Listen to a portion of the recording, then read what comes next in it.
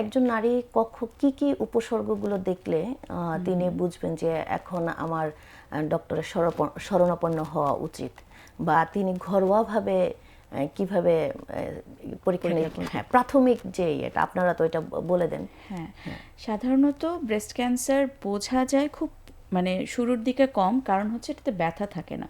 Breast ক্যান্সারের মূল যে উপসর্গ বা সিমটম হচ্ছে যে একটা ফোলা বা একটা চাকা, ব্রেস্টের মধ্যে একটা চাকা উপলব্ধি করা, অথবা অনেক সময় যে বগলেও একটা চাকা নিয়ে ব্রেস্ট ক্যান্সার প্রেজেন্ট করে।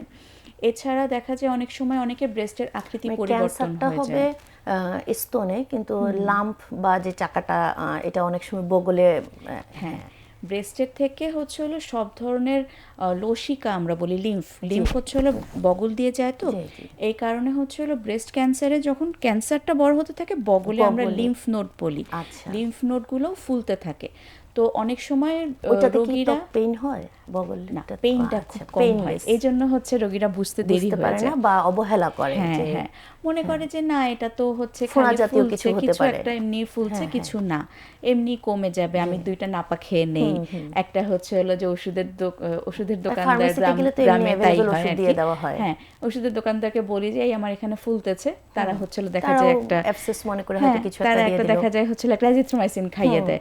তো তারপরে হচ্ছে হলো অনেকদিন পরে মনে হয় যে না এখনো কমছে না, তখন শেষ স্টেজে গিয়ে ওই পর্যন্ত তো আসলে তখন দেখা যায় যে ওই যে নিরাময় যোগ্য থাকে না, হ্যাঁ, পুরাপুরি সারে না, তখন হচ্ছে হলো একটু বিপজ্জনক হয়।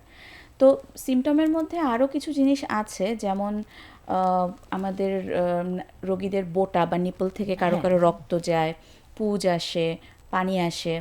আবার কারো ক্ষেত্রে যখন ব্রেস্ট ক্যান্সারটা ছড়িয়ে পড়ে শরীরের অন্যান্য জায়গায়, তখন অন্যান্য সমস্যা নিয়ে আসতে পারে।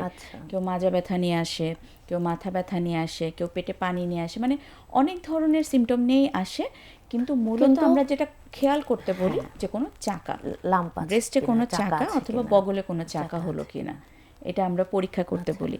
এবং এই জন্য আমাদের একটা কথা প্রচলিত আছে যে স্ক্রিনিং, যে প্রতিটা মেয়ের প্রতি 1 মাস 2 মাস অন্তর অন্তর নিজের ব্রেস্ট নিজের পরীক্ষা করতে হবে।